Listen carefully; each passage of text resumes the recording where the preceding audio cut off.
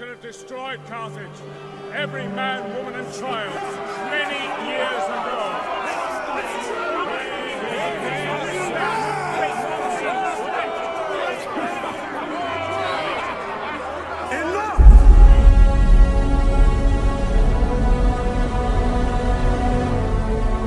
Hello everybody and welcome back once again to Let's Play Rome 2 Total War Rome 2, or some such medley of words.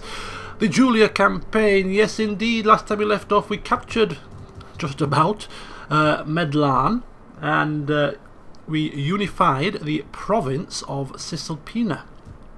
In doing so, the populace are a little tad unhappy with us at the moment, and in the next turn I'm expecting some kind of a revolt, rebellion, whatever you want to call it, of the local populace, which will need putting down. So before we crack on with today's session, just a couple of things. First of all, where to start? Yes, we'll start with Cisalpina. Just off camera I took a quick look and realised that we weren't taxing the province because we were trying to keep them on side. If they're going to revolt anyway, then we might as well get some kind of compensation for it. So what I've done is I have now taxed them. Without tax, 3,800 per turn. With tax, 4,900. That's quite a big jump now. Because we have the whole province, taxing it is going to be beneficial to us. So we're going to tax them, even though it's going to cause a revolt. It's not going to cause a revolt, they're already going to revolt anyway, so that makes no difference now. Also, whilst we have the province under our control, we control the whole province, we can now issue an edict. And the one which makes most sense at the moment is the Romanization one. Cheaper auxiliary recruitment costs. In one of these settlements I'm going to try and build an auxiliary camp, an auxiliary barracks. I haven't used one of them before, don't know what it does, so I'm going to try that out and see how it works. And +2 to Latin culture. We're still not completely Latin, and therefore the bonus to the conversion rate will be much needed and a great help. So we're going to issue that edict now. So that's that done. So that's the province taken care of. We'll put the rebellion down when it occurs and see what happens after that and see what we need to do. The Dagger of Rome. The Dagger of Rome, which is the army headed by Papyrus Cursor, the army that led the charge in Medlan, is ranked up, or at least the general has. So our Cursor friend, Papyrus Cursor, seems to be a unhinged, strange chap, unhinged and strange. All of these leading towards zealous type traits. So we're going to keep on the same vein there and give him extra zeal as a warrior. So he's an unhinged, strange warrior. A man with some really weird customs, and people look at him and think, is he a full shilling? Is he right in the head? So that's him sorted. Also we have a massive, as you just saw there, we have a massive pool of household that could benefit any one of these generals, and the first general which I'm going to give it to is Scipio. Scipio is the leader of the Cornelia family, and they have the most Senate approval. He is the premier man in Rome at the moment. He's, he can't do any wrong, and therefore he's going to get first dibs on the best household. So we'll go just down the list and see what we've got here. Cavalry morale upon recruitment, wounding enemy agents. We've got morale for all units. He's currently got +1 to cunning, which is not bad, but it's not great. 5% missile attack range, missile infantry morale, evading enemy agents, recovering from wounds, public order from military presence. That's not too bad considering where he is at the moment. +1 to cunning, campaign map movement. We've got authority, we've got morale for all units, experience rate gain, that's pretty nice, morale for all units again, and morale for all units again, authority. I mean, these are only small boons out there, they're nothing major. We've got extra 10% tariff income from trade agreements, faction wide. That's pretty nice. You know what? I think he's gonna forgo. I think Scipio would forego any sort of battle boon in terms of morale and weapon damage or whatever else to benefit the Roman faction. I have a master trader who's going to squeeze out an extra 10% for the good of Rome, and the senators will love him for it. They'll be, oh Scipio, we love you so much, you're getting us extra 10% tariff. Yeah, I think that's great. I think that works nice. So as soon as that takes effect next time, we're going to get an extra 10% on tariffs from trade, and I don't know how much that will work out to. I don't know if it's 10% of my total trade income, which would be an extra 389 per turn, or not, but we'll see how it works out. But either which way, the Senate are going to love the Scipio even more. So that's that. Speaking of Scipio, before I continue on, people have been crying out for his death. The people of Rome, the people of the Julia family, mainly, have been crying out for this man to die. His cunning ways and his one-upmanship has gone on for far too long. Bassus has been ousted twice, almost killed twice by this man, and would he sit back and allow him to maintain the glorious status that he currently has? No. Scipio, yeah, he's called Scipio. Scipio must die. And Bassus is hatching a plot to end his life. And it's going to cost us. It's going to cost us a 7,050 denarii. Now, whilst we are currently earning near enough 500 denarii per turn, we'll do it. Might as well put that money to good use. So Scipio could end up snuffing it, hopefully, very shortly. Bassus will have his revenge. So that's in the next turn. Speaking of Bassus, he's down here and he's recruiting an army. So all recruitments have been done. There's no building work to do because we're saving up for this assassination attempt in the next turn.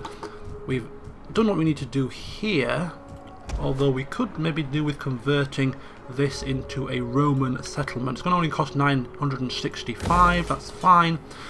This field here, we'll keep that as it is. Farmer's Market, we'll keep that as it is for now. And I've also noticed down here in Cassentia we could do with expanding the settlement. We have an undeveloped land plot there, so that's to consider as well. But that's pretty much everything for this turn.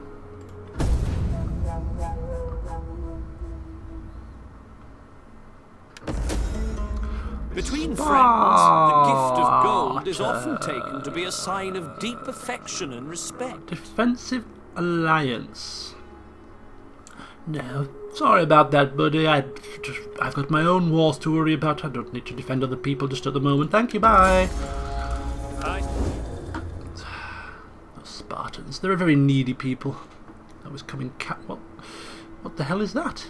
It's a very small ship.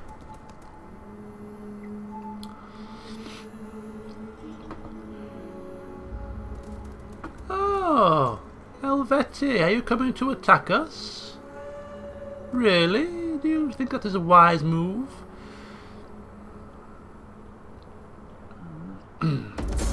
Rebellion in Medlan. Well, we'll get to that very shortly. An alliance has been forged between two rather indistinct people.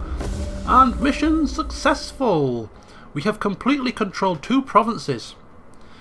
And we get a bonus of 5,000 to the treasury. Wow, that is a massive boon, isn't it? Look at that, 5,000 denarii. We are in the money.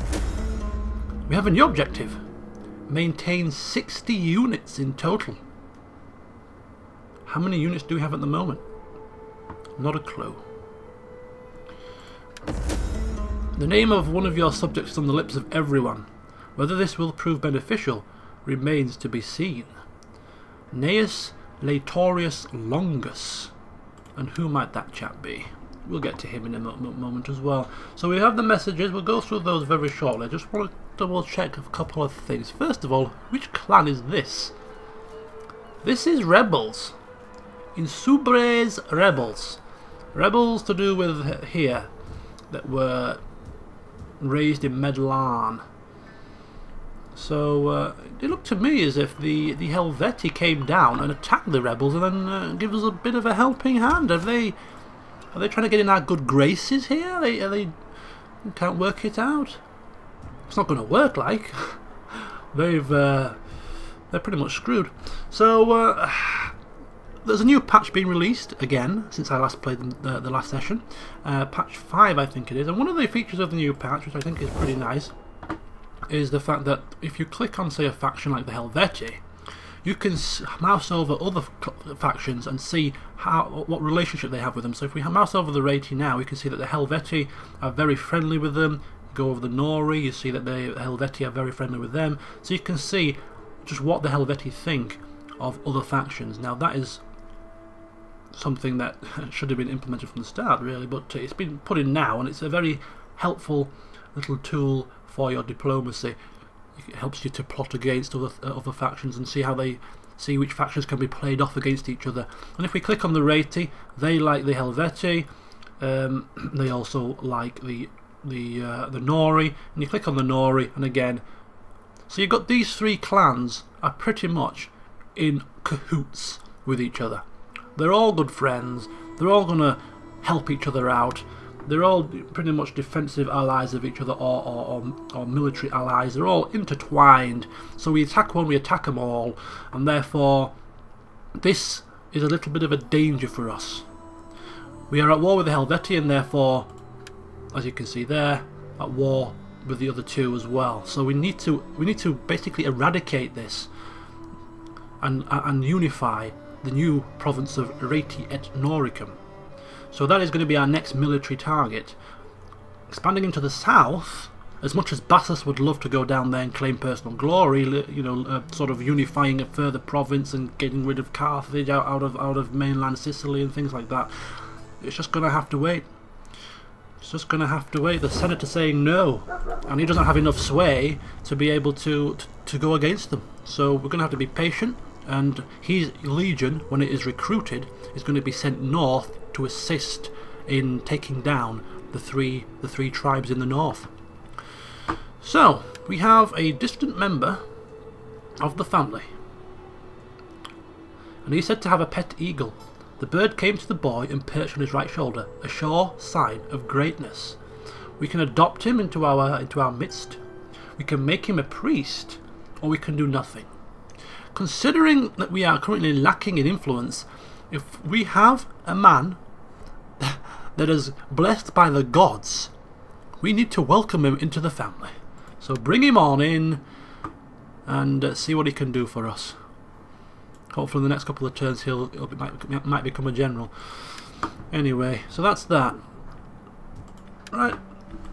War's been declared. Sparta on Knossos. We have built a Roman village in Patavium. We have issued an edict of Romanization in Cisalpina.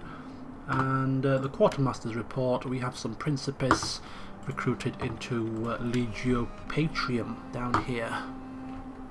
Oh, we have tons of cash to spend, so let's spend it. They're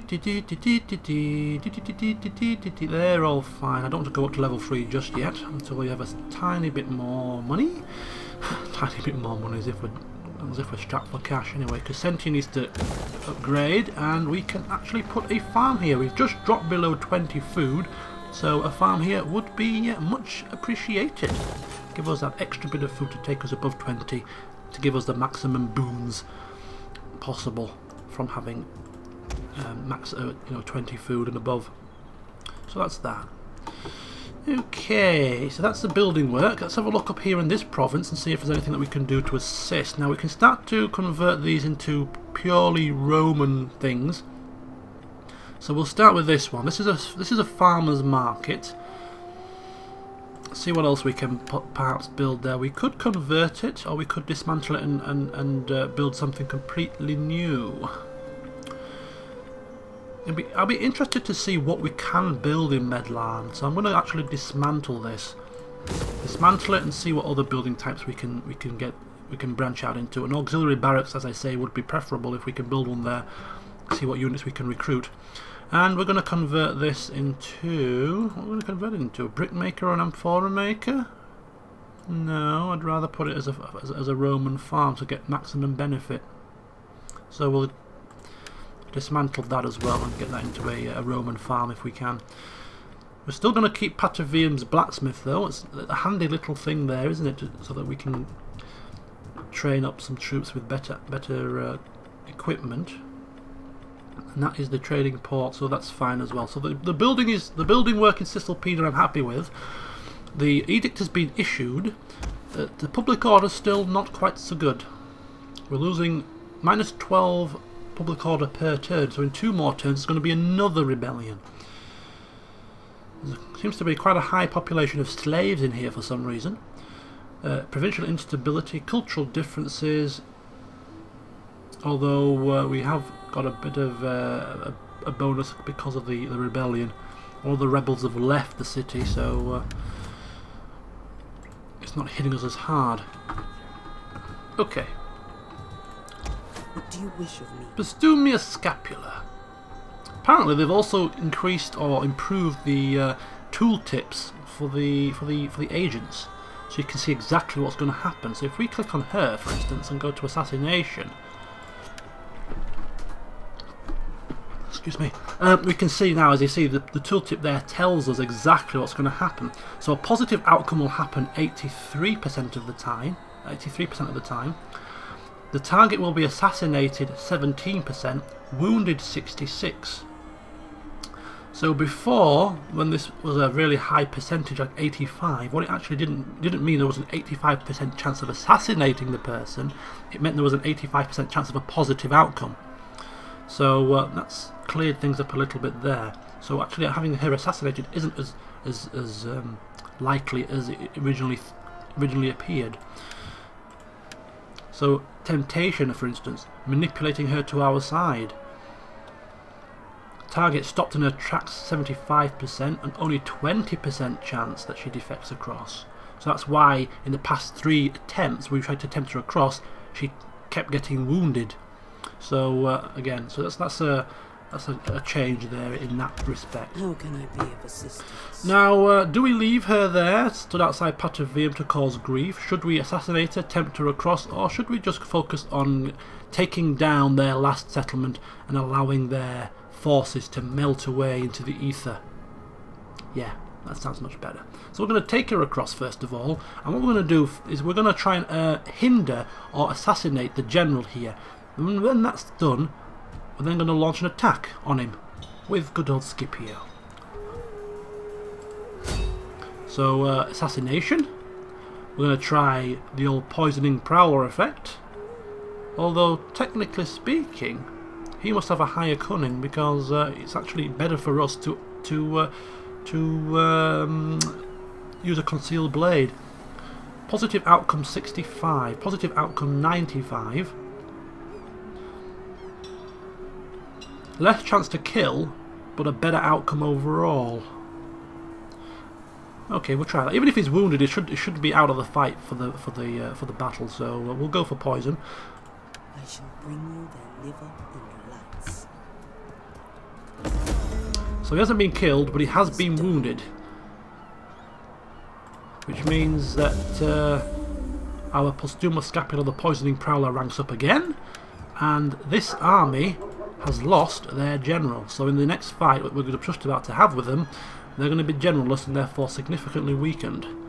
Sounds good to me. And good old cunning Scipio moves on in once again when the time is right. Or does he? Because Bassus is playing his card right now. He's hiring some highly skilled, highly bloody paid, and well-trained assassins to put an end to this meddling Scipio fella.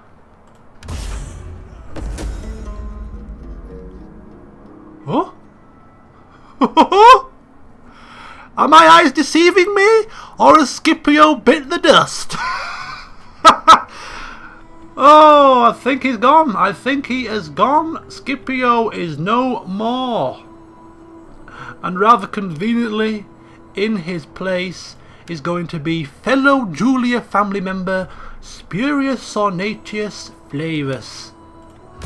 Ready for battle. Oh, oh no! Oh, he's wounded. Oh, curse and damnation! I thought he was killed. He's only wounded, which means he'll be out for revenge. Ah. If, of course, he realizes who it was that tried to have him assassinated. I have a feeling he might do. So the battle between Bassus and Scipio rages on. And what's going to happen when Scipio returns to full health? We'll have to find out, won't we?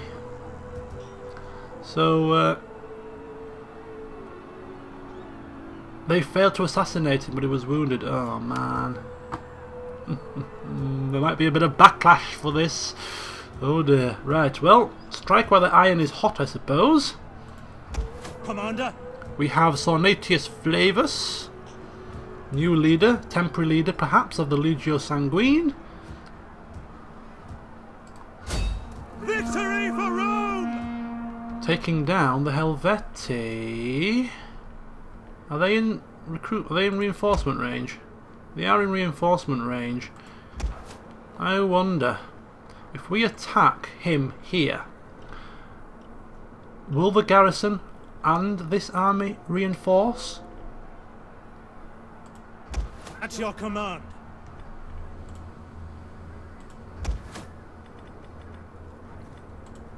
Because if they did and we had a field battle, we could take them down pretty swiftly, and that would give us the settlement effectively in one swoop. Do you know what? I'm going to go for it. Ready for orders. Leave not alive! It's 50-50 is this. It is indeed. It is the army here. It is the army of the garrison. And it is this little pitiful army here. Oh, this is apparently a 50-50 affair. It's a bit of a risk. It's a bit of a risk on Spurius's part. He could have waited for Papyrus Cursor's army to assist, but he's playing his card here. He wants the senators, perhaps, to look at him as a permanent leader for Legio Sanguine, and therefore he's going to try and win an epic battle, take a settlement, all in Scipio's absence. Will it work out well, or will it be a tad too hasty? Let's find out. With me commanding the forces, it's probably going to be a tad hasty. But our troops are superior to theirs, so we should be okay. And we have horses to outflank their slingers. I really do think we should be okay here.